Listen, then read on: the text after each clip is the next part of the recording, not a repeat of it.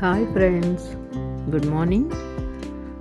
విజయవంతమైన వ్యక్తివి నీవు కావాలనుకుంటే నీ జీవితంలో వచ్చిన ప్రతి పరిణామాన్ని నీవు స్వయంగా అంగీకరించాలి, మంచి కానీ చెడు కానీ. కొందరు మంచి జరిగితే నా వల్ల జరిగిందని, చెడు జరిగితే ఎదుటివారిపై నెట్టివేస్తారు. ఈ రకమైన తత్వం ఎప్పటికీ ఎదగనివ్వదు సరికదా, ఇంకా దిగజారుస్తుంది ఎదుటివారి దృష్టిలో మిమ్మల్ని. అలా కాకుండా చెడు జరిగినప్పుడు మీపై వేసుకొని, మంచి జరిగినప్పుడు ఎదుటివారి వలన జరిగిందని అనుకునే తత్వం మీదైతే మంచి వ్యక్తులుగా మాత్రమే కాదు, మహానుభావుల కోవకే చెందుతారు. ఉదాహరణ, అబ్దుల్ కలాం గారు వారి పరిశోధనలు సఫలమైనప్పుడు తనతో పనిచేసే అధికారులతో ప్రెస్ మీట్ పెట్టించేవారట.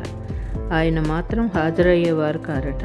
కానీ విఫలమైనప్పుడు మాత్రం ప్రెస్ మీట్లో పాల్గొని తన వైఫల్యంగా చెప్పేవారట. ఊరికే అంటారా మరి మహానుభావులు అని? భరతమాత ముద్దుబిడ్డల్లో ఒకరైన అబ్దుల్ కలాం గారికి శతకోటి వందనాలు. జై హింద్.